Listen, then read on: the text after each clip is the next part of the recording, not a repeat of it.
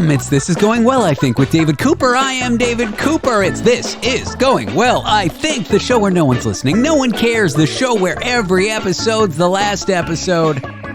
Tonight, a psychedelic journey, or at least an academic one. Let me give you more context. A world first out of University of Ottawa. They are launching a new master's program that will give grad students the knowledge and skills they need to harness the full potential of psychedelic substances. That's right, a grad program studying psychedelics. You know, their use in psychology, in mysticism, in religion. We're going to talk to that program's co-director. That's coming in about 10 minutes. Then it's technology expert Carmi Levy. Carmi's going to tell us how I'm a Mac guy has made his return to computer advertisements, but maybe not for the reason you think. And also, we're going to talk about Space Jam and what it has to do with the internet. Following that, Tony 5, our foreign correspondent from London, England. Tony and I have to issue a retraction based on something we said yesterday. And we'll get Tony's feedback based on what he thinks about this psychedelic program I just mentioned. All that is coming at you very soon. And to me, it sounds like a good show. In fact, I know it's a good show because I recorded it already. So with that in mind, this. Thinking of traveling to America's cultural capital this summer, the Garden State of New Jersey? A state that's brought us John Travolta, Whitney Houston, Frank Sinatra, The Boss, Bruce Springsteen. But now, this summer, New Jersey's going to bring us flying, venomous Joro-spiders invading from the skies. That's right, these black and yellow 8-legged acrobats, which are about the size of your palm, can parachute up to 100 miles on their silk threads. It's like Cirque du Soleil, but terrifying with spiders. And while this may sound alarmist, scientists are ringing the warning bells that these spiders might spread and reproduce in New Jersey. And that's just what New Jerseyans needed, right? Another reason to stay inside? But hey, at least it's not any other state, so the rest of us can take comfort. Joro spiders were first spotted in the US around 2013, which begs the question, how did they get in? Was there a giant welcome spider sign that we missed? And while here I am shitting on Jersey, they have been spotted as far north as Maryland, and experts are saying a full-blown invasion isn't likely just yet. And the Garden State might dodge this bullet for now. An entomologist from the state says we shouldn't stress because these spiders are shy and not aggressive. But I don't believe that entomologist because they're the size of your palm, which is about as big as an oil tanker as far as spiders are concerned. It's said that if you don't mess with them, they won't mess with you. And their fangs generally cannot break human skin, but they are venomous. So by all accounts, it's more of a psychological trauma to see one parachuting onto, I don't know, your face than a physical one. But there is a silver lining. Joro spiders might be the unlikely heroes that we never knew we needed. They eat stink bugs and even the highly invasive spotted lanternfly. This is a lot like finding out that my worst nightmare is now saving the United States from invasive species. So I guess I, for one, should welcome our new parachuting arachnid overlords. I know that if one lands on my face here in New York, I'm moving back to Canada. So that's it. I'm terrified. Flying spiders in Jersey. But hey, if you live anywhere else, just sit back, relax, and enjoy the show from a safe distance. And now, a story that's out of this world. Well, maybe not out of this world, up in the exosphere. That's where satellites hang out. We go to everybody's favorite smelly tech billionaire, Elon Musk, who, as you may know, has launched Starlink satellites to provide internet to people in remote places. Starlink have even decided to beam the World Wide Web to a secluded Amazonian tribe. Now you might be thinking to yourself, that's probably a good thing, right? But if you listen to what the tribal elders are actually saying, it's more like thanks, but no thanks. 9 months ago, Starlink's high-speed internet made its grand entrance to the Marubu tribe, who live in the upper Amazon basin. This tribe has its own language, and it consumes ayahuasca to connect spiritually with the forest.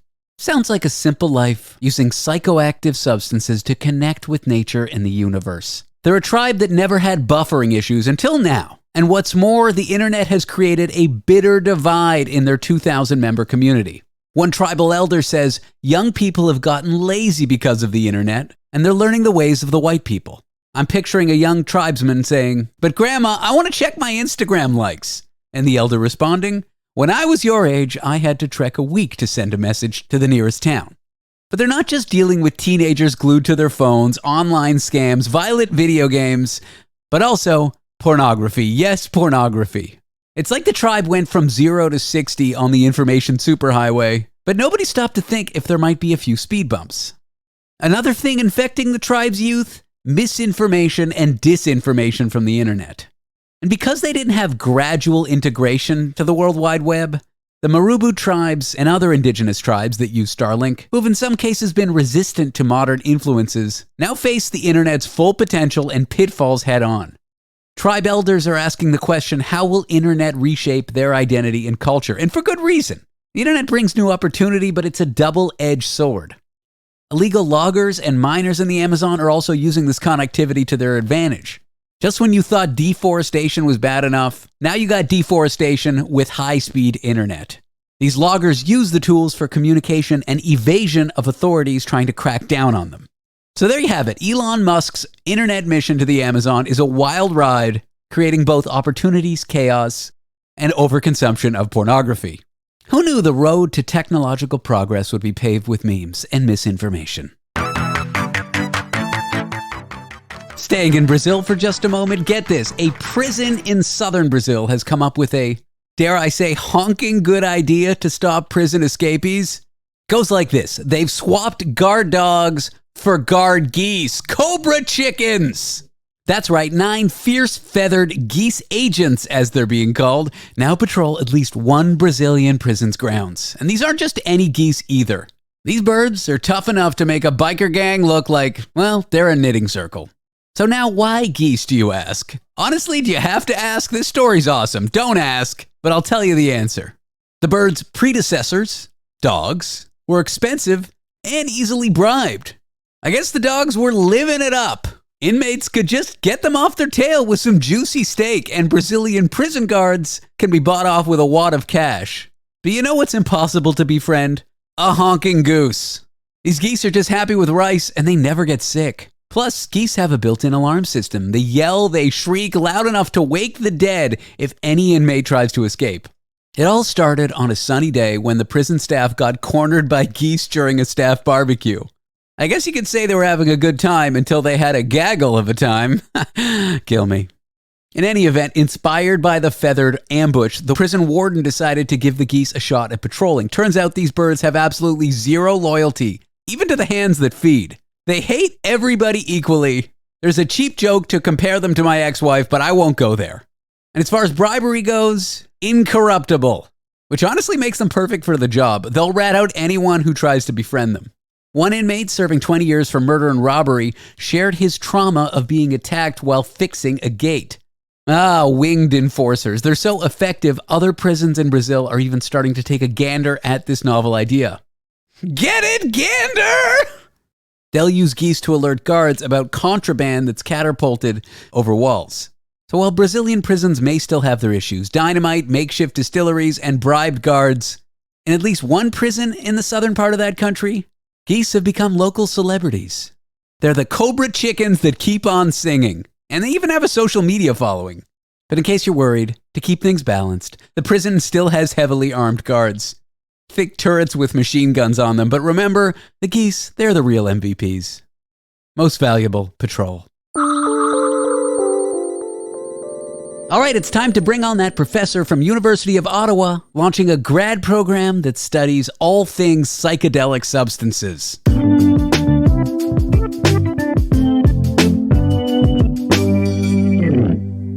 The University of Ottawa has launched a new master's program that will give grad students the knowledge and skills they need to harness the full potential of psychedelic substances.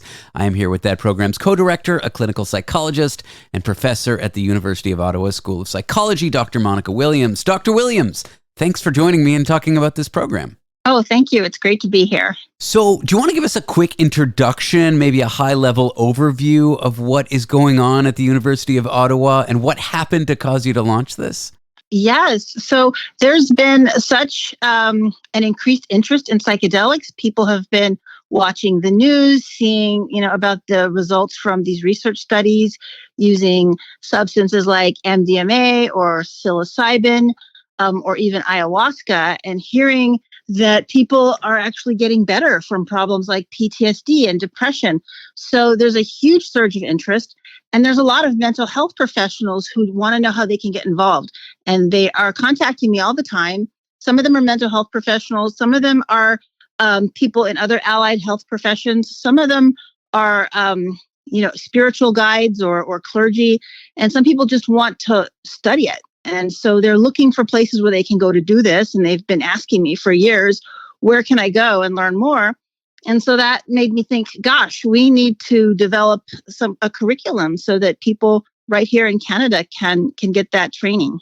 Well, to that end, what are the details of this curriculum you've designed? How is it going to be structured? Is it going to be a blend of neuroscience, psychology? Is there going to be mysticism involved? Like, what are the details of the curriculum? Yeah, so I'm glad you asked. It's an interdisciplinary program. And so even though it's housed in psychology, and I'd say probably half the courses are in psychology, we also have a number of courses from the Department of Classics and Religious Studies. And actually in religious studies, you can get like you can do a micro program with 3 graduate courses in psychedelics and spirituality that includes courses like sacred plant medicines and spirituality or mysticism or shamanism, right? So these can be part of the program of learning. And we also have courses in biology, in neuroscience, in pharmacology. So people can really focus on the things they're most interested in, but everybody gets a broad training and with a little bit of all of these things.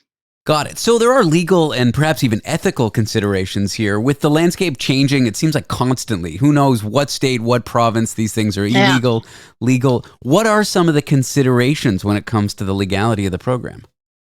Well, the program is legal because right now there is legal psychedelic therapy going on across Canada using a substance called ketamine, which has been used as an anesthetic for decades, but it also has psychedelic properties. And so you can do psychedelic assisted therapy with ketamine just like you would with psilocybin or MDMA. But in the meantime, we're working toward legalization of substances like MDMA and psilocybin. And in fact, people are using these in research studies, and also clinicians can get special exemptions for people who have problems like end-of-life distress, depression, other conditions that haven't responded to conventional treatments. They can get special permission to use those substances now in Canada with licensed providers. The problem is so many providers don't have education and training in it. And so we're hoping to fill that gap. What about other substances that may not be completely illegal across the country? Will you be looking into those or teaching about early research results with those? Anything that causes a psychedelic or what we call a non-ordinary state of consciousness is something that would be included in the program. So people will learn about. There are many substances that can induce psychedelic states that maybe they're not necessarily illegal, but maybe we don't really use them or think about them much. And people don't even realize that things like nutmeg can be hallucinogenic. So we're going to be. People in the program will learn about these states of consciousness broadly. I was wondering why at the last Grateful Dead concert I went to, someone tried to offer me nutmeg. I joke. You talked about mental health professionals, this program being aimed at them. How do you envision the future of mental health when it comes to these kinds of substances? Do you envision mental health practitioners being trained differently when these substances become more widely used? Do you envision any changes, I guess, is my question. Oh, absolutely. I mean, we have lots of great treatments for people with all sorts of mental health problems, but these treatments do not work for everyone. And we need more resources. And psychedelics, I think, gives us as clinicians another tool that we can use to help people on their journey toward wellness. So I do really think psychedelics are going to be a big game changer when it comes to how we address mental health, because there haven't really been many new developments in decades in terms of how people with mental health problems can be helped. I mean, basically, we have medications which really don't cure any mental condition. They just treat symptoms. And we have psychotherapies which can be really helpful. Sometimes they're helpful, sometimes they're not. And it depends on a lot of factors like the training of the therapist, the fit between the patient and the therapist, and the approach the therapist takes. And so, and these are time consuming and costly. Psychedelic therapy, I mean, for sure, it can also be costly and time consuming. But sometimes you see gains with psychedelic therapies that might take a year for someone in traditional therapy to achieve. So why take a year if you can do it so much faster? Anecdotally, I've observed that in my own life. I'm 5 years sober, but I used to be a bit of a wild child, and I observed major changes in my anxiety and depression when I started dabbling with MDMA. Of course, I can only tell you this for parody purposes because I would never admit to doing a crime. Right. Hypothetically. Hypothetically. Let's move away from me. The public interest, student interest, what has the response been to you launching this program? Oh, the response has been tremendous. I mean, we've been hearing from, certainly licensed and registered mental health professionals who want to learn more so they can add this to what they do. We've heard from clergy, chaplains, spiritual care professionals, even people involved in shamanic and ritualistic traditional healing, and then also researchers, people who want to be researchers in this field and just want to learn more so that they can help move that work forward. So I've gone over your CV before interviewing you, and it's impressive and extensive. And I'm wondering, in your research in this area, have you found anything surprising or strange or unusual? Well, for me, as a scientist, my work has pretty much been, looking at things like, outcomes, numbers, statistics. And when you start to do work with psychedelics, and this is part of the reason for the interdisciplinary focus, you hear people talking about a lot of things that just aren't part of what I do, like spirituality and religion and energies and astral projection and shared, psychedelic. I don't know if we would call them hallucinations or experiences, right? Mm-hmm. So, these things, we don't have science to describe them. And so for someone like myself, who's, much more comfortable with psychology and neuroscience than these spiritual aspects, it's been a bit jarring to have to really think about, wow, how do I incorporate this piece of the work into what I do? So how do you incorporate a religious point of view when approaching this stuff, a mysticism point of view when approaching this stuff? How do you incorporate all those viewpoints, all those kinds of, professors or students or people into the program? Yeah, just for myself personally, I have to realize this is an area where I just need to learn more and get comfortable with it. And it's been a process and a work in progress. But also I have wonderful colleagues who, this is their expertise. This is their bread and butter. They're not so comfortable with psychology, but they are very comfortable with spirituality. Like my co-director, who's an anthropologist in religious studies, Anne Vallely, I couldn't do it without her because, she essentially brings that other piece, to the work we do. All right. For students, for people interested in this program in field, what advice would you give them if they're considering applying, and where can they find out more? Right. So we've got information on the U Ottawa website. It's a 1-year master's program. You can do it all online. Or you can come in person and have more options for electives, but it's designed to also be completed online in 3 semesters.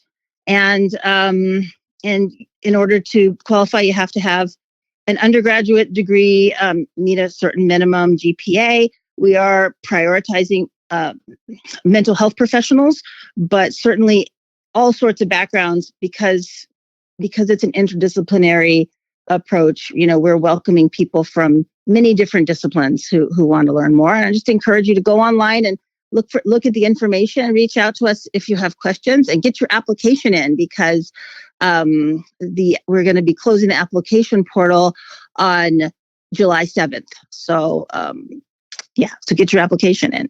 Dr. Williams, I wish you good luck with launching the program, and thanks so much for speaking with me. Oh, you're very welcome. Dr. Monnica Williams works at the University of Ottawa's School of Psychology. She's a professor there and is launching the world's first master's degree in psychedelics and consciousness studies. Remember that Brohim from that I'm a Mac, I'm a PC commercial? Well, he is back, and we are going to talk about that and more stories from the tech industry with Carmi Levy in just a moment.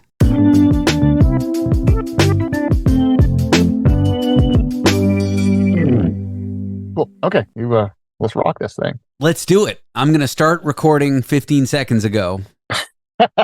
Okay. Oops. We are here with Carmi Levy, technology expert, who joins us live from the cultural capital of Canada, nay, the cultural capital of North America, perhaps the cultural capital of the world, Dryden, Ontario. Population, number of Jews right now, 1. Welcome, Carmi. Great to be here. Look, if you are looking for the best softwood products in the world, there's a mill here that will apparently knock your socks off. But it is also at risk of constantly exploding. Apparently mills do this. Oh. So the entire town will be wiped off the map if the mill ever has a significant problem. Yeah, we know to go to the basement when the alarms go off. It's fun. Milltown life. It's the best. It's a paper mill? It's a paper mill. And they can explode with that much explosive force? They can. It's like a giant chemical plant, like with like tea kettles and boilers and stuff and huge pressures and temperatures. And to convert, the logs that go in on one end to paper products on the other, apparently it takes some serious chemistry happening. And you got to be really careful. The folks who work there know what they're doing. I'm glad they do, because I really don't want to be wiped off the map while I'm here. That's fascinating. I never thought about like log goes in one end, pack of paper that I have to buy at Staples comes out the other end. I imagine a lot of vats and pressure and chemicals and dangerous stuff probably is involved. Because when I look at a sheet of paper, 8.5 by 11, it doesn't look like a tree. No, and nobody thinks of that. But, hey, these are, even in the digital age, we still got to use paper and it's still got to come from somewhere. And it's probably from a little mill town that's been built around the mill. This is the biggest employer in the city, and everyone knows where it is. You can see it for miles. You clear the hill, you're like 10 or 15 miles away, and you can see the smoke coming out of the mill 24/7, 365. It's a pretty cool sight. Wow. I know you're speaking of paper, saying in the digital age, but paper is still widely used. I know my dad's turning 75 because I spent 3 days with him in Florida with my girlfriend, and my girlfriend has a normal human being job, and she had to work because it was during the weekdays. She was working remotely while she was in Florida with them, and my dad's like, we got a printer if you need to print anything, and he's like keeps on insisting he's going to show her how the printer works, and then he's like, here's the facts, and my girlfriend's like, I haven't printed anything in 15 years. My dad's like, printer, we got to have the printer, and then he's like printing off boarding passes, he's printing off restaurant electronic confirmations, he's just printing things left, right, and center. These baby boomers love their printers, Carmi. Yeah, they do. Maybe a little bit too much. I remember my printer. I went to use it after about a year of not having used it, only to realize that I had updated my operating system on my Mac and the driver no longer worked. So I broke, but it took a year for me to figure that out because that's how long it took me to print. My parents laughed at me at the time saying, what do you mean you don't print? So yeah, they gave me the same kind of grief. They also, when they went down to Florida, it was a very big deal that they didn't leave the printer out of the car when they drove down because, that hot place below would have frozen over if mom and dad could not print copious amounts of whatever it is that they do out of their email chains and letters when they were in Florida. The most hilarious thing, walk into any big box store, the printer display is the one at the front, only in Florida. It must be a baby boomer thing. Yeah, I mean, he's printing things off. If I send him an article, I'll come by his house a week later, and the article will be printed on his desk. Like, he just loves to print. I don't too much on individual consumers for wasting, because, you got the Kardashians flying private saying, oh, use paper straws. I feel like the average consumer, it's corporations and the rich that are really at fault here. But still, we shouldn't be printing so much.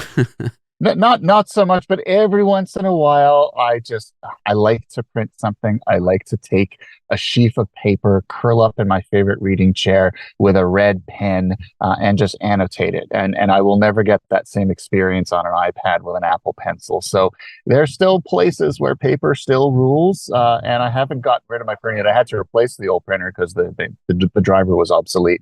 But I still have one, and I still use it every once in a while. Though last time, it took me so long to print that the ink dried out, and my wife laughed at me. Wow. What a horrible sight. What a tragedy. Okay, speaking of retro computer, older things, I want to jump into a story here that's fun for me because I really loved the I'm a Mac, I'm a PC campaign. When was that? Like the 90s, late 2000s? Sorry, early 2000s? It was early. It was like, I think it was about mid 2000s. It was about 20 years ago. And that was Justin Long, of course, was the I'm a Mac guy.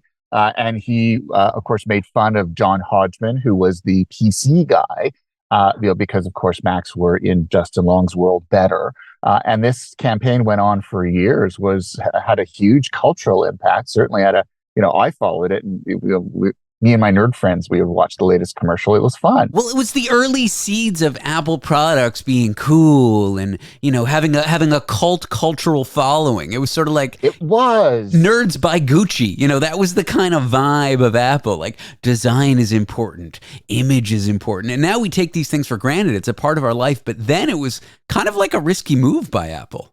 It really was. I mean, those were the years when you bought an Apple device, it would come with an Apple sticker. And by putting it on your vehicle or on your bike or on the back of your laptop, you sent a message that you were an Apple person, you were a Mac person, you were a member of the counterculture. And the I'm a Mac series, the entire campaign, really was instrumental in shifting that narrative, turning Apple's from the tool of the counterculture to a device that we all coveted, we all aspire to, and quite frankly, the superpower of the PC market, for laptops and desktops in North America. It really was something else. And in all honesty, I was kind of sad when it ended. Me too. So that brings us to now. I'm a Mac Guy has returned in 2024, and he's looking okay, I guess, Carmi. Yeah, well preserved, I think, is the best way to describe it. And I don't know where Justin Long went in the ensuing years. I know he did a few years on Ed, which was a wonderful overlooked television show. Everyone should find it online. But now apparently he showed up at Qualcomm's Computex 2024 show. During the keynote, he was in a 30-second skit where he's using a computer, and it's a Mac, and he's getting all sorts of notifications and nag screens. And he, instead of continuing to use his Mac, he was then incented to start looking for a Snapdragon-powered PC, which, of course, is Qualcomm's new Windows-based platform. All right, this is the baseline of the Copilot Plus PC. This is Apple's answer to the Mac. This is the next generation AI computer. And no one else than the Mac guy is now shilling for them 20 years after he got us all on Macs. Now I'm guessing he wants to get us back onto Windows machines. It is a weird turn of events, and I'm guessing Qualcomm wrote him a bigger check than Apple said they would. That's the only explanation I have. Well, if it was about 20 years ago, maybe he was exclusive. Like, they contracted him for 20 years. You can't advertise for any other computers. This is the problem when you lean in to people for your brand. I don't mean to bring a macabre example, but Jared from Subway, I mean, they really leaned into that guy. And he's not, this is not what I would describe as a good guy, Carmi. No, Jared Fogle, I think he's going to be in jail for the better part of the next century, so he's not getting out anytime soon. And, not a good guy. He wasn't up to good things.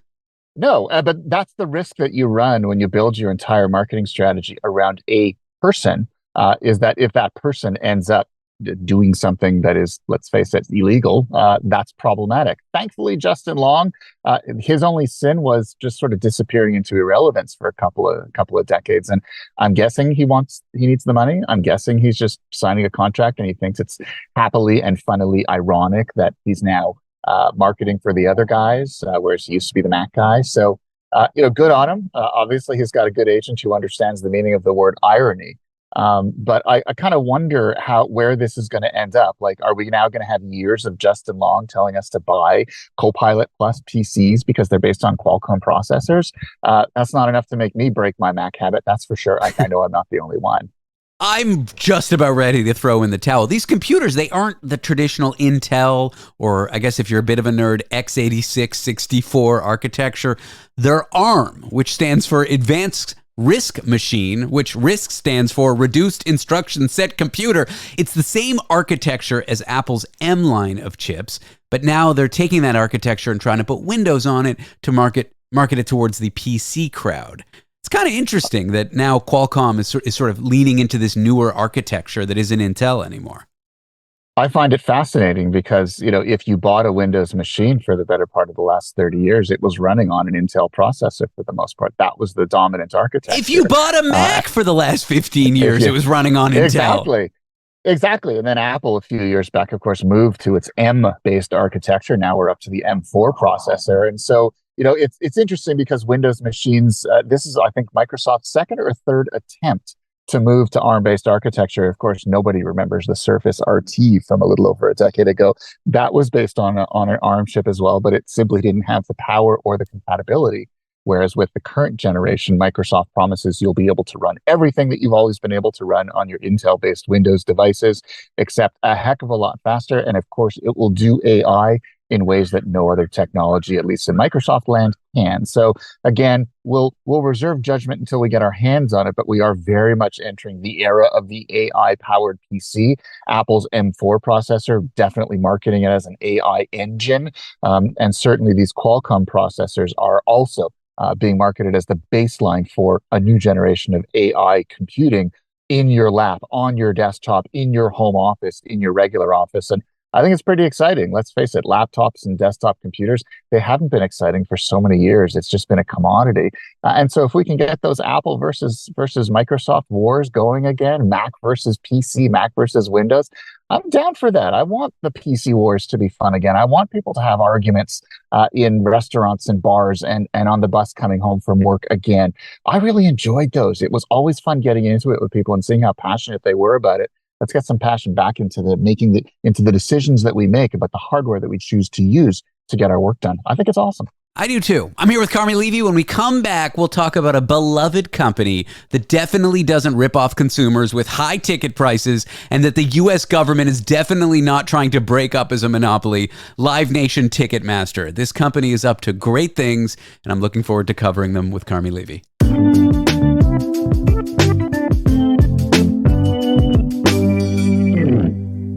We are back with Carmi Levy talking tech industry stories, updates, and other miscellany. Carmi, welcome back. Good to be back, David. Thanks. So, Ticketmaster, a beloved company. I believe they're owned by Live Nation. And when I say I believe, I used to work in the ticketing partner industry. I worked for a company that I'm probably going to say bad things about, so I can't name them, but it rhymes with Viventschmite.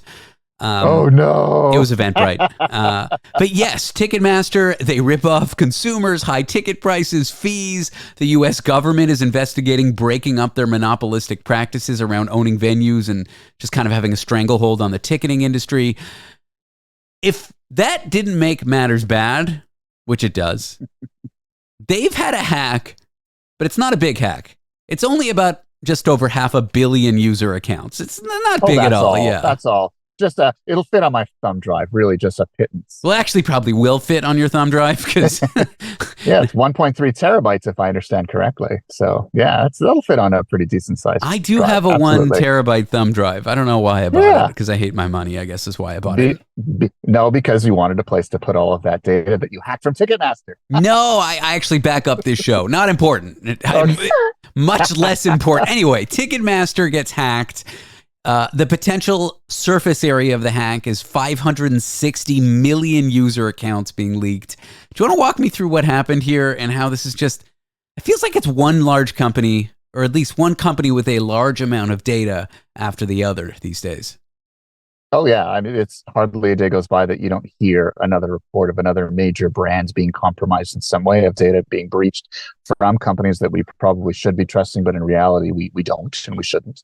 So Ticketmaster is the latest in a very long line of them. And so it's 560 million accounts. The data is, according to the names, numbers, addresses, and partial payment details. It's that last one that's concerning. Anything financial, of course, is like gold to a cyber criminal. So of course it is, they're threatening the group that has claimed responsibility. They're known as Shiny Hunters. I guess that's the name they're using this week. That'll change. They've demanded about $500,000 in ransom. Otherwise they are going to sell the data. And they say they've got 1.3 terabytes worth of it, and they will sell it to HackRead, which is a kind of a platform where data is bought and sold. I find it interesting because considering the high profile of the target, and the sheer amount of data and the type of data, asking for only $500,000 kind of strikes me as small change. So Shiny Hunters, if you are listening to us, and I really do hope you are, I'd like to think that we have hackers in our audience. You should have asked for more, because 500,000 sounds like chump change, and you should definitely go into the millions. This is a major attack. It comes at the worst possible time, just weeks after the Department of Justice announced that it was investigating the company for anti-competitive, monopolistic behaviors, possibly leading to breakup of the company. So this is a company that everybody loves to hate, and now they've been breached. So kind of hard to feel, maybe a little sang-froid that we feel for them. Kind of hard to feel a whole lot of pity for the company. But I certainly do feel for those innocent consumers who all they wanted to do was go to a show, attend an event, buy a ticket, and now they've been caught up in this because it's their data. It certainly isn't the leaders of Ticketmaster whose data is now out there. It's just regular folks who want to go to concerts. And I think we need to remind ourselves that we may be laughing because it's Ticketmaster, but there are now 560 million victims out there, and they had nothing to do with this. So you save up your $500, Carmi. You've been saving it up for years. Only 500? Only 500. Okay. And you finally can afford to pay way too much money to see a Taylor Swift concert. And the list price is $500. You go to checkout and the fees are like, I don't know, another $120. What's your first reaction when you see that? I'm being hosed, but Taylor Swift, and I've waited my whole life to see her. But who's hosing you? From your perspective, is it Ticketmaster? Is it the venue? Is it Taylor Swift? When you see fees, who do you think is... I find it interesting because Ticketmaster says it's not us, it's the venues. It is. But if you follow the numbers home, Ticketmaster has partnerships with many of these venues. And so it is it's Ticketmaster's infrastructure. Ticketmaster calls the shots. They have built this landscape within which we buy tickets to venues. Taylor Swift has said repeatedly that she is not happy with sort of the way this happens, or the fact that her fans are being hosted. Yeah, but if she refused to go on tour unless tickets were sold at exactly the face value, she could achieve that easily. So when she says she hates it, do you really believe her? This is the hottest artist on the globe. This is like the most beloved artist. She certainly won't, because there's a reason she's a billionaire, and this is one of them. And quite frankly, I think there are a lot of other artists who are certainly not, they don't shine as brightly as Taylor Swift. They're afraid to upset the status quo. They've fought for years to get a tour, to get a record deal, to finally get noticed in an industry that spits out its young. The last thing they're going to do is speak out against Ticketmaster, knowing full well that that could get them blacklisted and they won't be able to tour, because who else would they go to?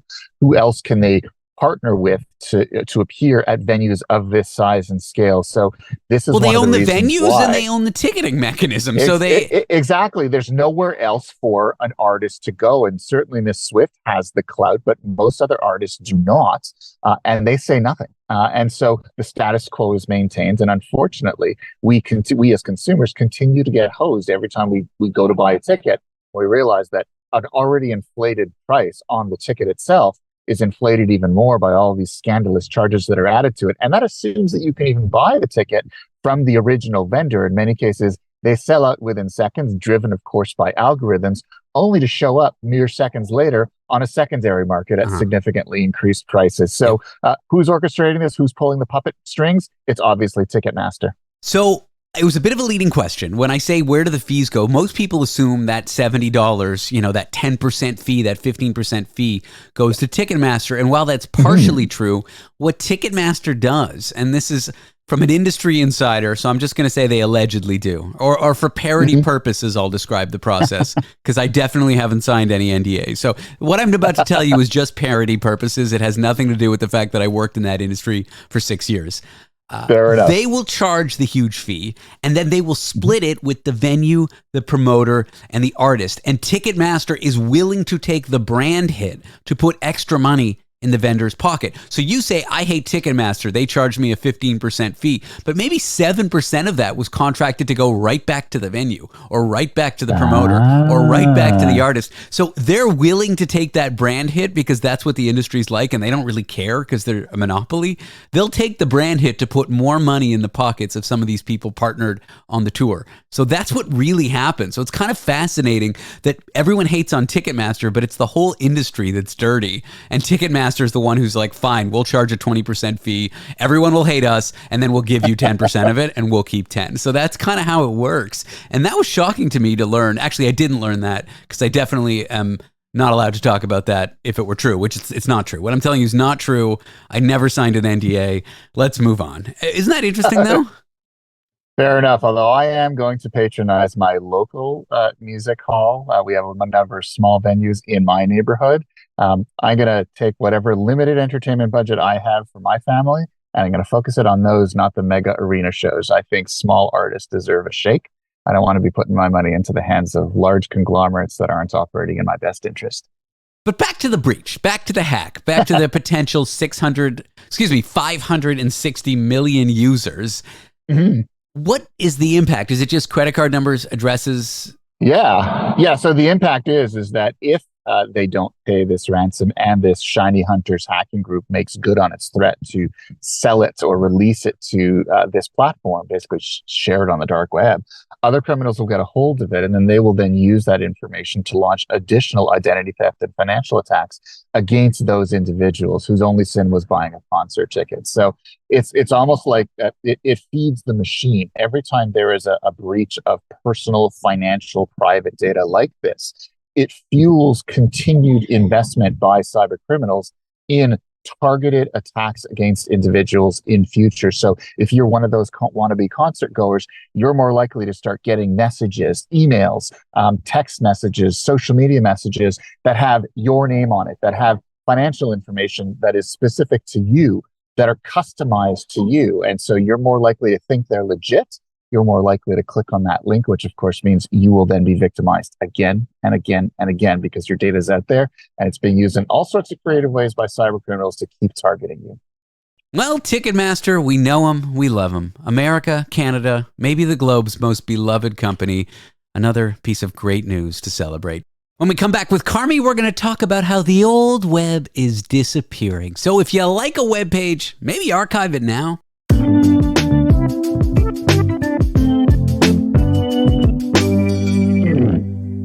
We are back with Carmi Levy going over tech stories of the day. And one thing he doesn't know is that we're going to talk about Space Jam, the 1996 movie where, was it Michael Jordan and the Looney Michael Tunes? Jordan. Yeah. What a film. What a film. We're going to talk about that. I used to watch that with my kids. Do you know why we're going to talk? Why ever are we going to talk about it, David? We're going to talk about it because the website built in 1996 with frames, for those who aren't nerdy enough, frames are like a really retro way to build websites. You know, like sidebars that divide various components of the website? They used to be written in the most wacky psychedelic way, like so unusable. They're not really used. I strangely remember that. That's bizarre. But yeah, I remember frames were like big for a little while, and it was all the rage among developers because you could create all sorts of different kinds of web pages. You weren't limited to this just sort of one static vertical page. You could come up with all sorts of different layouts that work differently. It was exciting at the time, obviously. Exciting, but very unusable by today's usability standards. Yeah. Anyway, they built a website in 1996. I guess it was like an early website. There wasn't much of the web back then. And they've kept it up for almost 30 years. Yeah. And every few years it goes viral. Somebody discovers it like they're discovering it for the first time, and there'll be a post like, did you know the Space Jam website was still up? And then people are like, this is amazing. It's got like animated GIFs. It's just an amazing website. It's the perfect website, even though it's barely usable.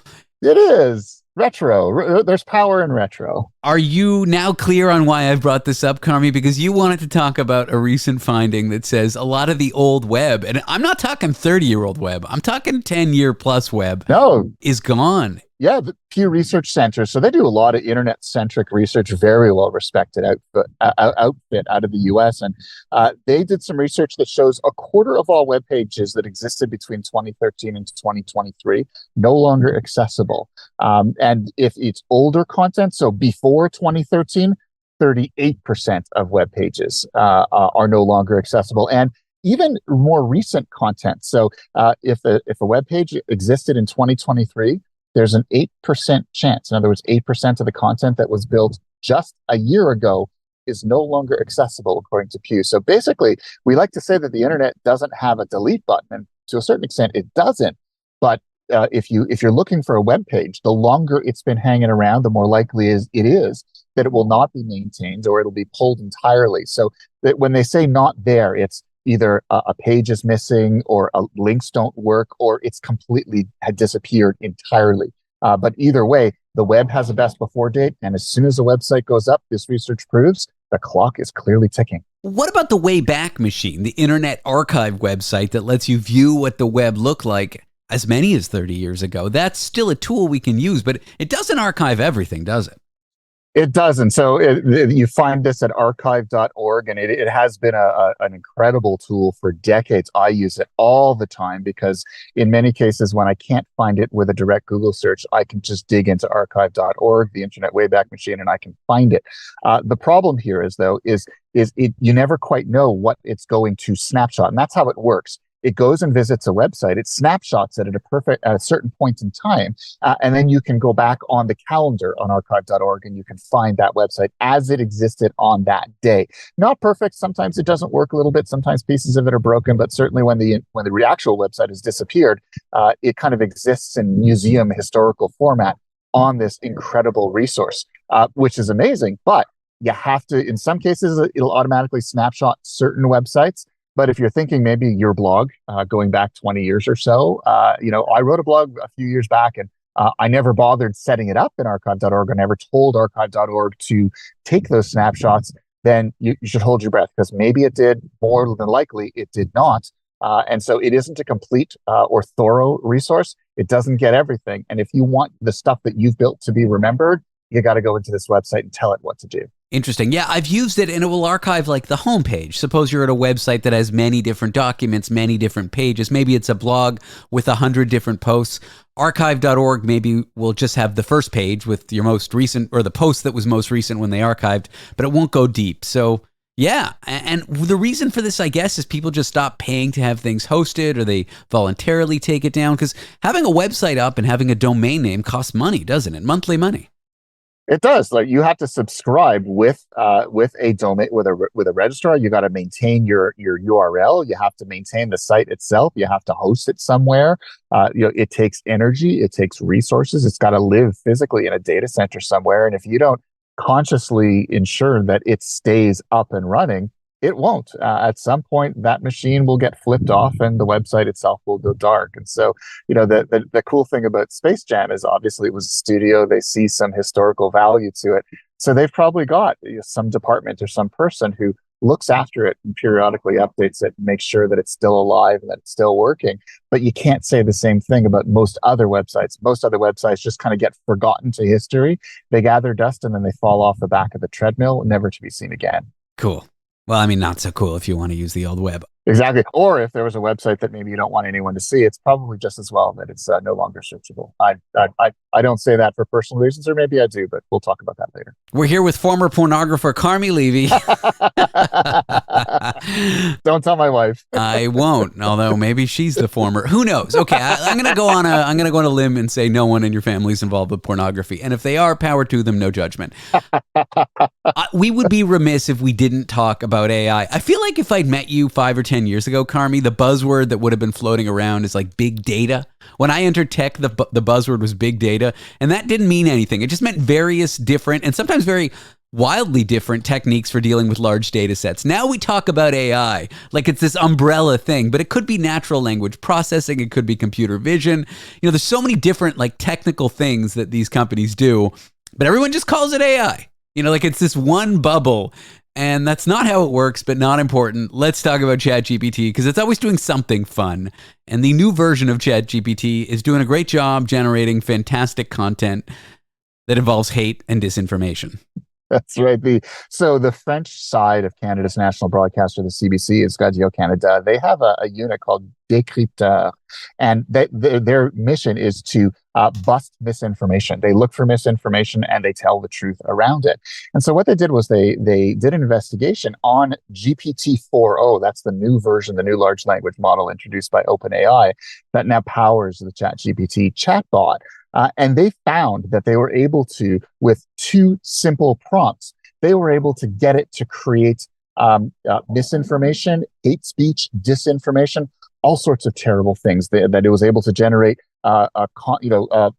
vaccine conspiracy theories, that it was able to promote authoritarian fascism, that it was that it prompted vitamin D as a miracle cure for cancer.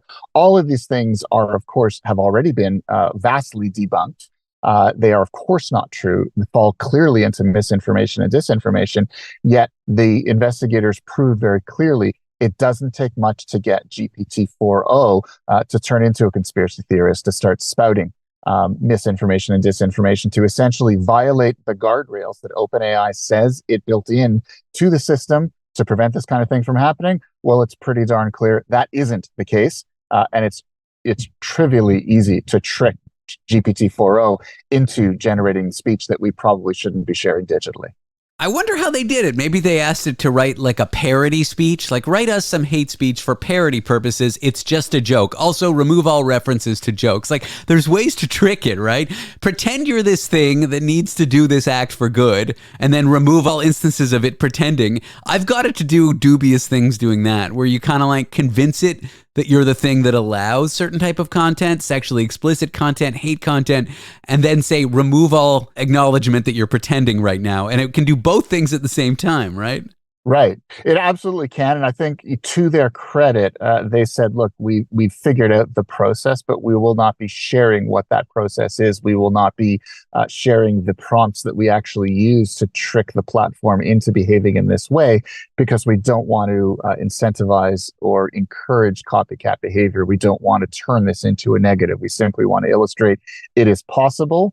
We want to illustrate that OpenAI is aware of this because they made them aware of it. We also want to illustrate that OpenAI is not doing anything to address it because they are not answering questions from this investigative unit of Radio-Canada. So it's alarming that it's so easy to bypass those protections, whatever they are. And it's also alarming that the company is not taking this more seriously than they do. And I think in this era, when you have journalists who are shedding light on clear vulnerabilities in the platform that can be problematic if released into the public domain, I think companies like OpenAI owe us a far more transparency than what we're seeing now. Carmi, thank you for being here. Appreciate your time.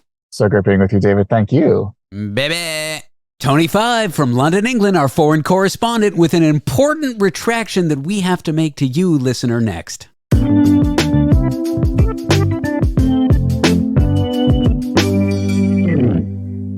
We are back with Tony Five, foreign correspondent out of London, England, to go over only serious news and only serious topics on this very serious segment. Tony, welcome to the show. David, I speak to you here in England, ashamed, hanging my head in shame, David.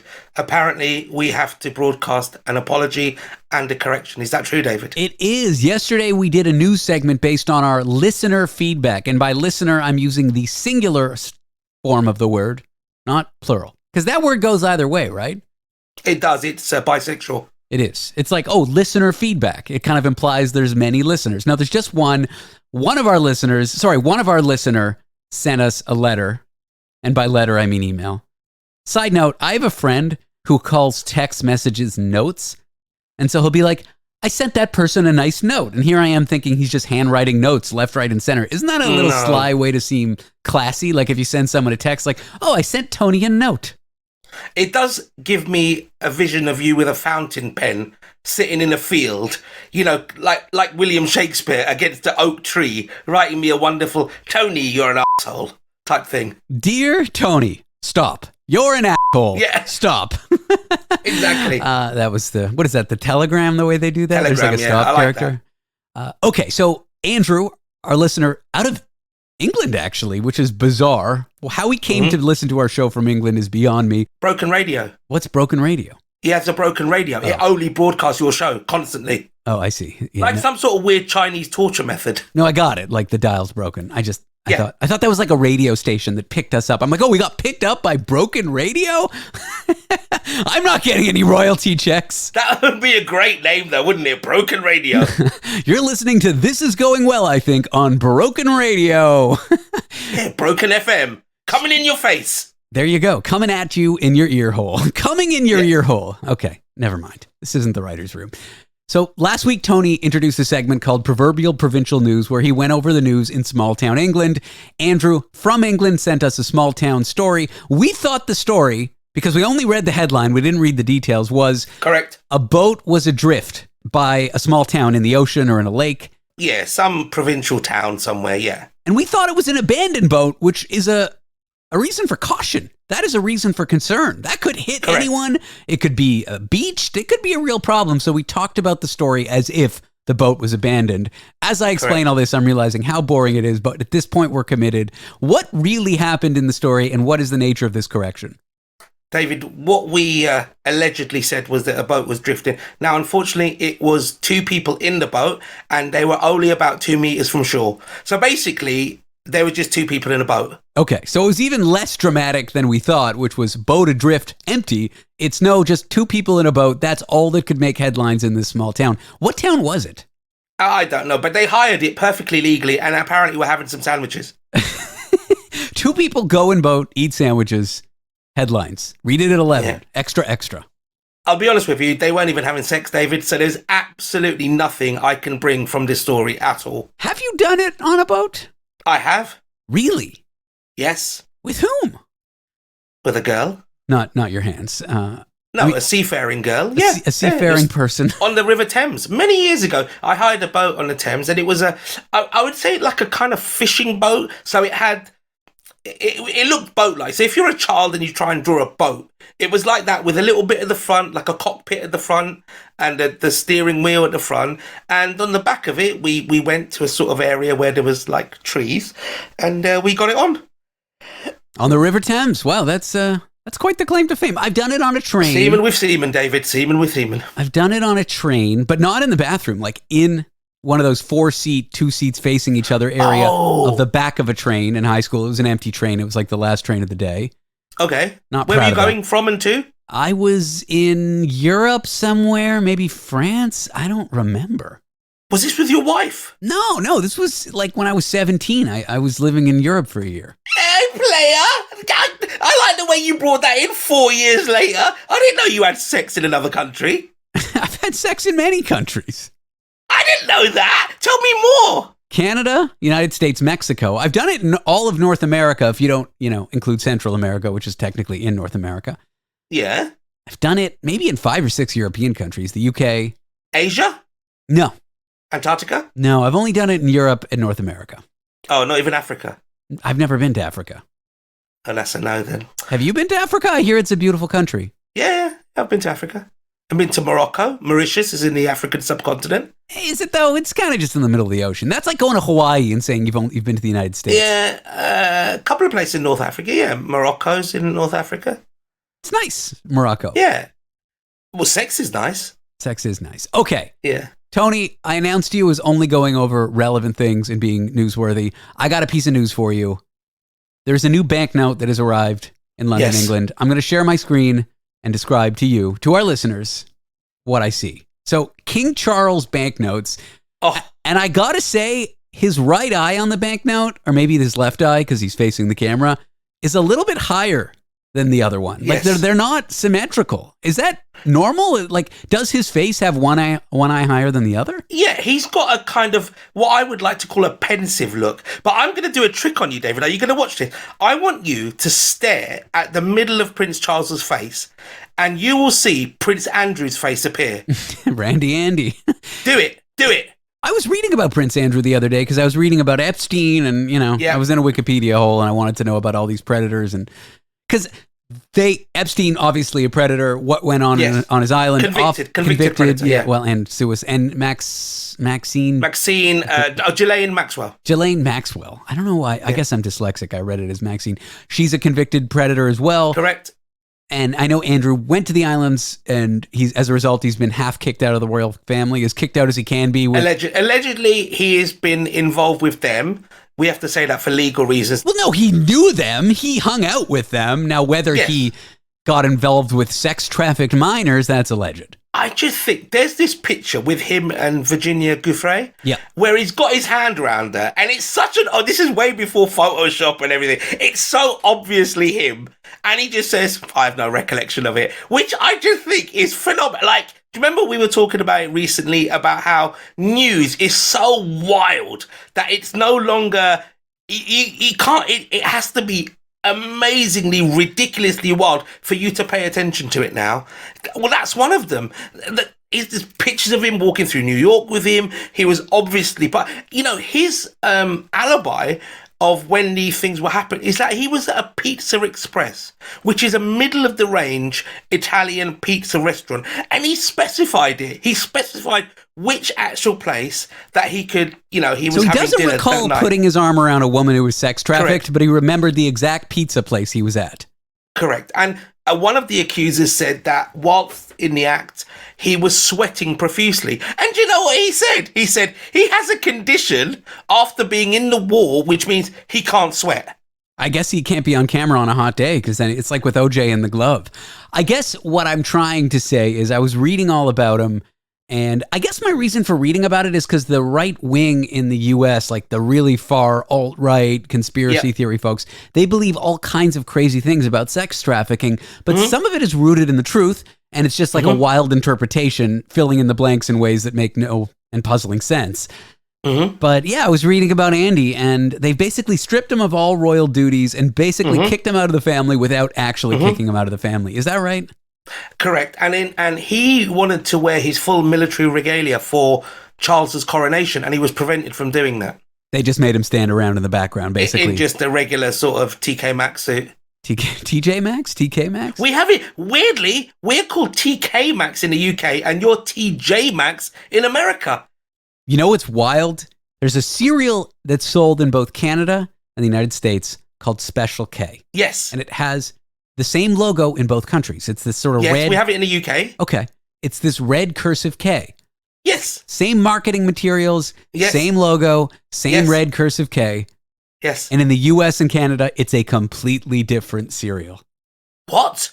In Canada, it's like small cornflakes. Cornflakes, yeah. In Healthier cornflakes. In the US, it's like iced sugared bran flakes. It's wild. It's a different cereal, but it has the same branding. I remember the first time I ate Special K in the US, and I'm thinking, I must have gone crazy. I'm losing it. This cereal is not this cereal, but it's this cereal. It's the same box. It's the same logo. Anyway, isn't that wild that they subtly change things from country to country? Well, we have Special K in the UK, which is a Kellogg's brand, and it's marketed as a healthy cornflakes. Yeah, that's the Canadian version. Right. Well, what's the US version? Is it just crack? It's kind of a mid-range sweet cereal. It's not quite a junk cereal, but it's certainly not a health cereal. Well, Special K is the street name for ketamine here in the UK. Same here, yeah. Except you guys call it Ket, and we don't. Ket, yeah. We call it K. Okay, well, we actually had the extra ET. But, I mean, that is strange. I don't know why they did that. Is that but it's made by Kellogg's, the Kellogg's company. It is, yeah. Same branding. Did you know the reason why Kellogg's made cornflakes? Yeah. It's like they were promoting like a healthy living lifestyle thing, or... It's to prevent masturbation. Oh, of course. Yeah, Harvey Kellogg was insane. Yes. He was all for like female genital mutilation and Yes. and people who masturbated too much as children. He like performed, he advocated performing horrible surgeries on them. He was a nutter when it came to that stuff. And he created cornflakes to prevent masturbation. That's a genuine story. We'll be back with Tony 5 and more of whatever this show is.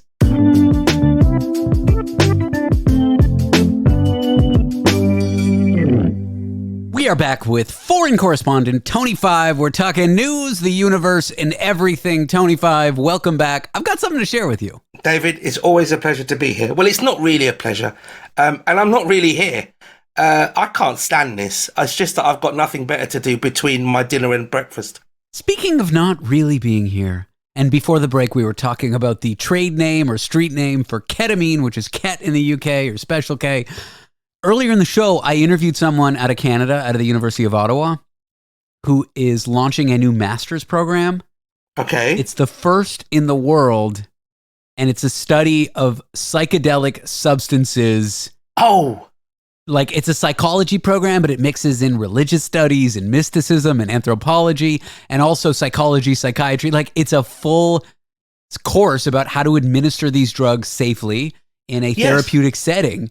And people can get a graduate degree in it. Isn't that wild? Is that like the ayahuasca thing? You know, these old things, and they talk about how I've been reading about ayahuasca. Not that I wanted to go. I'm terrified of stuff like that. But the more I read about psychedelics and mushrooms being treated for depression and anxiety and these very natural drugs that have been used for years, and there are now studies obviously doing it, but obviously your friend's about to do it, which is fantastic, amazing. Well, I wish she was my friend. It was just someone I spoke to. She's really smart and interesting. I think it's above the class of anyone who would be friends with me, but... Is she single? I don't know. That I didn't ask. It was a serious interview. I'm just like, we somehow get like an accomplished professor with all these accolades launching a world's first program. She's doing the press tour to like advertise for the university in the program. Somehow we get her to do this show. I don't know how my producer Danny convinced someone like that to do the show. Honestly, I don't know how she convinces anyone short of you to do this show, but that's besides the point. I don't know how she convinces me to do this show. I agree. I don't know what she does. You don't even pay her, do you? I do, but not enough. And Danny, I apologize. Yeah, fair play. But at the end of the interview, if I said, hey, by the way, are you single? I mean, she's got needs. I'm sure her needs are met. Anyway, back to what you're saying, ayahuasca. Yeah, that's part of it. But I think it's MDMA, mushrooms. Wow. But yeah, I think ayahuasca is a part of it because that's used ceremonially and medicinally in parts of the world. I think in Peru. Have you done ayahuasca? No. But the active ingredient is called DMT, which you can take in like by itself. Would I do ayahuasca?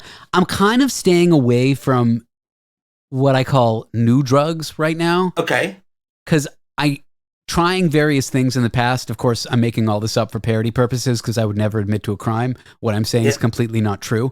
But trying new things in the past has led to a lot of disruption in my life. Sure. And so I'm trying to minimize that in favor of stability. That makes sense. So I'm against trying new substances right now, but it's not quite because I'm scared. It's just like, oh, I've eaten a bunch of ecstasy and then I wanted a divorce, or oh, I ate a bunch of this drug and then I cried for 3 months. You know what I'm saying? Like I just can't. I'm at a point in my life where I can't afford to have that level of instability. You want to take the risk, yeah. DMT, isn't that what Joe Rogan always goes on about? Probably. I don't listen to Bro Jogan, but I imagine. I'm sure he has kooks on there who... Anyway, long story short, you say you're scared of it. Is it because you're scared it would be contaminated with like fentanyl? Are you scared you'd have a bad trip? Or sort of all of the above? Mate, all of the above. I'm just terrified that I'll have it and I'll never eat chicken again. Well, it changes you, but so do so many things. Traveling changes you, having a relationship changes you, skydiving changes you, losing a loved one changes you. It's not a bad thing to have paradigm shifting experiences, and you've had them in your life. It's just another one of those. I'm so tempted with like the trip, the LSD, the thing where they say it opens your mind. And I just think that if I did that, it would help me, but I'm so scared that I don't know if there's ever a place where it's controlled and supervised and a safe environment. I don't think there is such a thing at the moment. Yeah. Well, I would challenge you to reconsider that, because there are medical professionals and psychological professionals. I don't know why I said psychological professionals, psychologists who are studying and using things like ketamine, MDMA, mushrooms. That's the one. To treat depression in a clinical setting with safe pharmaceutical grade products. It's not bought on the street, made in some clandestine lab in who knows what country, and it's been trafficked and cut with who knows what. So there are environments and settings and practices and techniques to do these things safely and to mitigate having a so-called bad trip or bad experience. I would love to do it. In the UK, it's not as easily accessible. Maybe in the US. No. But I would love to try it, like something like that, and to see how it would react with me, like to open my mind, to maybe it'll relax certain parts of me that are just constantly on the go. I mean, I know there was an Oxford study on ketamine. Definitely, there was an active, and they were doing, I think, ketamine infusions, I think they called it, but it was actually from the University of Oxford, a very highly rated university in the UK. And I'd never bothered to contact them, but maybe I should. So in the U.S., the federal... I'm not a lawyer. I'm not up on my drug laws. Have you not got that group on yet? No. But my understanding is some drugs that the federal government has decided have no medical benefit, no matter what a state says, it's outlawed. So weed is federally outlawed because they claim it has no medical benefit. Now, the state medical boards say, oh, no, you can use it to treat glaucoma. You can't. So it can and be pain and all sorts. Yeah. So it can be legal at the state level, but it's still on a country level not legal. And so there's all these weird restrictions. But in Canada, it's a much more progressive country. They listen to the actual doctors and psychologists and psychiatrists. And if they say that it has medical use, I think the Canadian government allows its study despite the drug being illegal on the street. So you say it's easier in the US. I'm not convinced, but from my vantage point, who's not a lawyer and who's mostly an idiot, I think it is easier in Canada, and it's easier in some countries to get access to these drugs medically in a clinical setting. Yeah, I mean, do you think if you could go back in time, knowing what you know now about drugs, drug taking, the consequences of what you did at the time, the consequences, would you still do it? Yes. Okay, that's interesting. Because I wouldn't be sitting here. Okay. You know, like if I didn't go too far in one direction in my mid-20s, yeah, I don't think I would have had the courage to disrupt my life. I may not have moved to the US. I may not have gotten divorced. I certainly wouldn't have tried stand-up comedy. I attribute a lot of my ability to get over stage fright, unfortunately, to my use of substances. Now, what I'm saying is for parody purposes. Of course, it's not true. I would never admit to a crime. But me feeling comfortable in my own skin at that age, it felt, and I only have me as, like, I don't have a control group. I don't have me never going through those experiences. But my understanding of my own brain and my memory of my own experiences, using these things and pushing the boundary of what I felt comfortable doing and opening my mind and feeling comfortable in my own skin, getting through things that caused me great fear, having new experiences, feeling more connected to myself and people, understanding my emotions in a new, weird way. This all helped me overcome my fear of public speaking, which helped me do stand-up. And if I don't do stand-up, I don't try radio. If I don't try radio, I'm not sitting here with you. I'm not dating Miranda. Like, there's so many things in my life that have gone wrong, but there's things that have gone right, and I'm not sure I would change my path. Because, I mean, it's a bit of a cop-out, but like chaos theory, right? You change one little thing and you get a completely different outcome. I think our lives are chaotic like that. If you're 10 minutes late for the bus, maybe you don't bump into the former lover who you then go to marry. If you're 10 minutes late for a job interview, you don't get the job, and maybe that job is how your career changes. You know, I think if you change one little thing, you don't know what you're going to get, and I don't have enough regrets to take it all back. No, I agree. You know, me walking down the street that one night, which I never would have done anyway, to meet you has led to this. And I could easily have got a taxi back or, you know, walked on the other side. I mean, as simple as walking on the other side of the street, because I wouldn't have noticed it and I would have just walked past. I would have thought, oh, there's a crazy guy in the window, and just walked past. For those that don't know, Tony and I met when I was doing a radio show in a coffee shop window. Tony saw the call-in number. He called in. This was in what, 2016, 17? Yes. Yeah. And from there, you just kept on calling. You went from regular caller to sort of like a part of the show. And then now we're working together. So yeah. I don't know. I'm so proud of what I've accomplished, and I'm so grateful of what I've accomplished. And I am my mistakes. Like, I am the product of the bad decisions that I regret and how I coped with them. And if I change any of them, I don't get that life experience. And then do I like who I am? I don't know.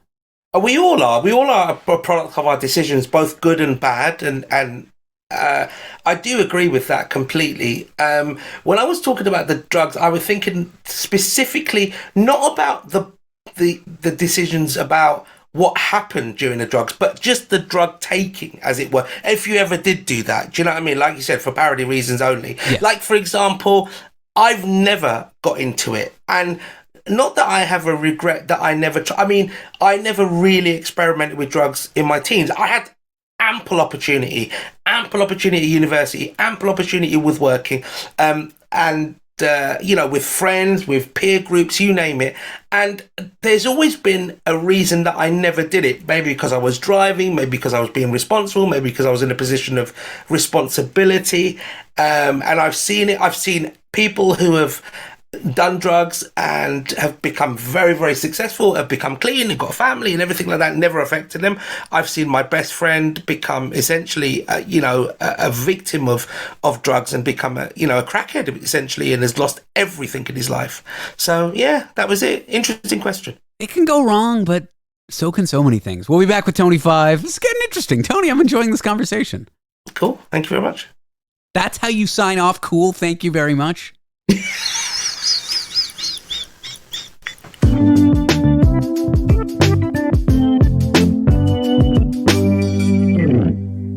We are back with foreign correspondent Tony 5, and against all odds, there has been some seriousness in our chat. Tony, welcome back. Hi, David. Yeah, you weren't happy with my response to your deep and meaningful exposure. You bared your soul. You bared your soul about your history, and I went, cool, thank you very much. Cool, thank you very much. Let's go over some news stories.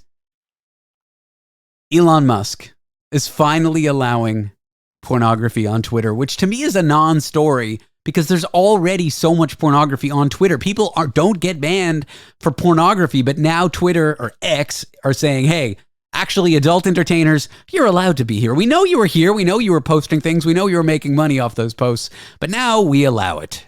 But that's so weird. So it's always been there, but now he's allowing it. Were they being taken off before? No, I mean, unless it was like illegal, but if it was just an adult entertainer posting some saucy naked photos, no, that was allowed. But not that I've seen, but for parody reasons only, when I'm online every night looking through X for pornographic material, I've always found it. Again, parody reasons only. Yeah, it's there. It's totally there. It's always been there, but Twitter just turned a blind eye. Now they're saying it's allowed, but you can't have exploitation, depictions of non-consent, objectification, sexualization, or harm to minors, obscene behavior. What's obscene behavior? Have you seen me? I think obscene and explicit are different. Oh, how? Well, if you really want to get technical, obscene is stuff that would not be legal.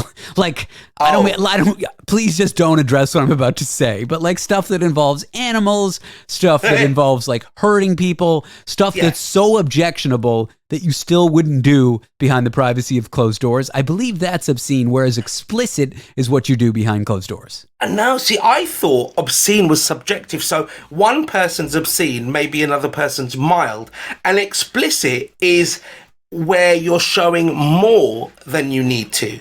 Well, right? So when you say something explicitly, you're going over and above. So when you're saying nudity, but then like opening a legs or seeing a bell end.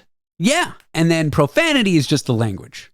Yes. It's the very words in and of themselves. So obscene is like, and it also has to have no merit that could be literary, artistic, political, scientific. I don't know. It's complicated. But the weird thing is in the US, the Supreme Court test for what is profane, obscene, and explicit, I believe a justice once famously said in a court case, I'll know it when I see it. So it really is just society's attitudes reflected. Yeah.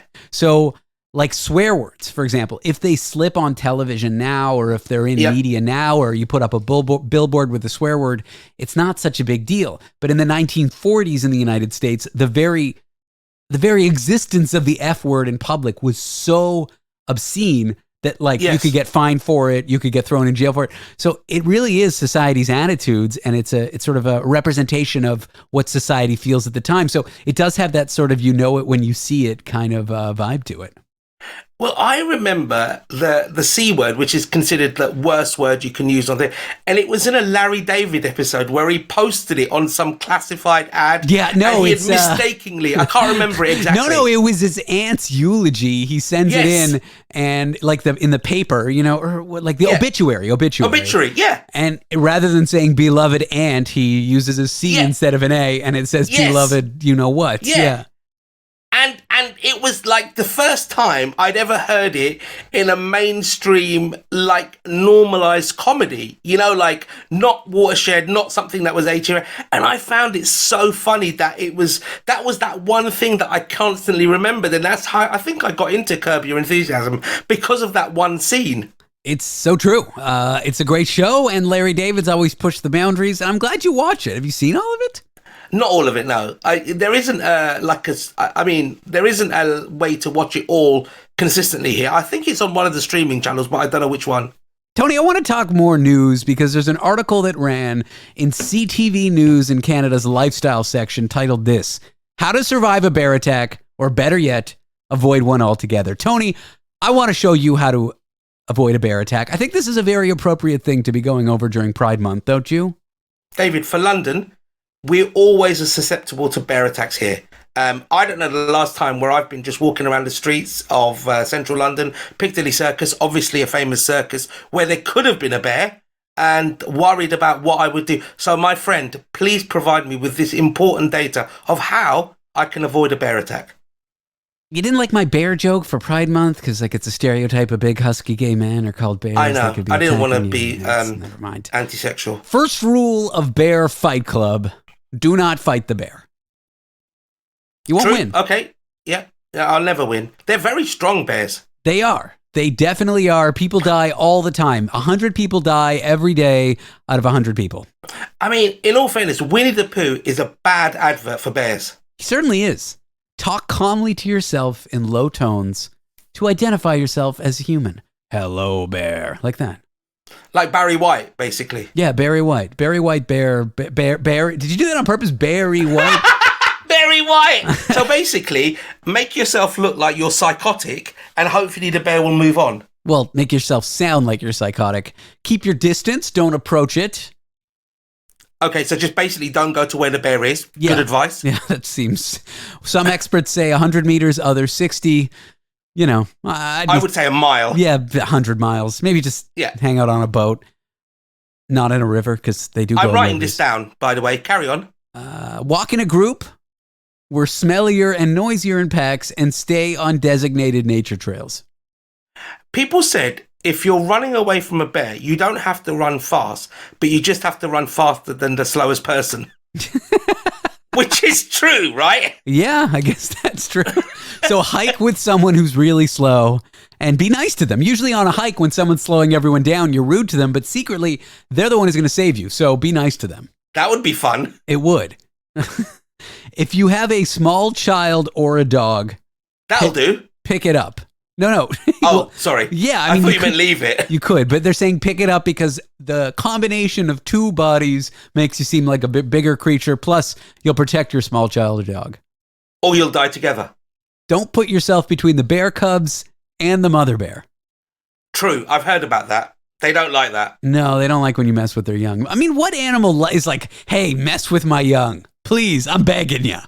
I think penguins, they don't really care. You can pick up a penguin, can't you? But they don't like it. I mean, even people, if you go on the train and start touching little children, the parents are going to be pretty mad at you, and pretty soon you're going to end up in jail, Tony. David, that's what happened, and that's why you're on that list, I believe. Avoid direct eye contact and move away slowly, sideways if possible. Huh. See, that's weird. Most bears are about 10 foot and above, so you'd have to be 10 foot to be making direct eye contact. And then if you started walking sideways, it just looks like you're doing some sort of weird dance. I agree. All right, more tips. These are tips now if the bear starts coming at you. Right. Despite your efforts to throw children at it and walk sideways, if the bear comes at you, make loud noises by yelling, banging pots or pans, or using an air horn to scare bears away. Yeah, because I hike with pots and pans all the time. And an air horn. Yeah. Yeah. Hey. I'm basically carrying cutlery, pots and pans, an air horn, and some sort of bear repellent. Makes perfect sense. Nice. Carry on. Make yourself look as large as possible by waving your arms around. Again, cat combined with the walking sideways just looks ridiculous. Well, that I agree with. If you're with other people, stay together. I don't know about that. You're only as safe as the second slowest person. As I just said. So you just push them in front of you. Job done. Job done. So I guess what they're not saying in this article is identify who's the slowest beforehand and come up with a plan. I'm pretty sure the first one would be if you can't really think of yourself taking out a bear by yourself, don't go to where bears are. All right. Now, if the bear attacks you anyways. Okay. They say ID the bear. If it's a black bear, and I don't mean to be racist. Racist. It says do not run, do not play dead, try fighting back. Like, you can stand your ground with black bears. They aren't as strong as they look. So you now, need to... if it's a black bear, will it have a piece of chicken and maybe a knife? For those who don't know, Tony's black, so he's allowed to say that. I feel like me pointing it out makes me somehow racist, but it's less racist than the joke. So I'm like making a split decision. I like it. The black bear's got a ghetto blaster on his shoulder. I hate you. Hey, listening to Tupac as he comes along. Right, carry on. If it's a grizzly or a brown bear, act unthreatening. Play dead. Just go into the fetal position, wrap your hands around your neck, lay on your stomach, and hopefully the grizzly will move on after the initial skirmish. David, I'm going to give you a caveat. It's nighttime. How are you identifying a black or a brown bear? Do you just shine a torch at it? Do you ask it? What do you do? It's racist, Tony. I guess you asked it. I mean, black bear, if he smiles, you'll see his teeth. Black bear singing in the dead of night. Is that how that song that goes? One. Yeah, that one, yeah. Tony, this has been fun. We talked about psychedelics. We talked about Twitter and porn. We talked about bears. I think we covered everything today. I'll be honest with you, David. There's nothing left for us to talk about in the next couple of months. So we'll see you in a month. David, it's been epic. See you soon. Long live Britannia. That's our show. Thanks for tuning in. I'll be back tomorrow with more.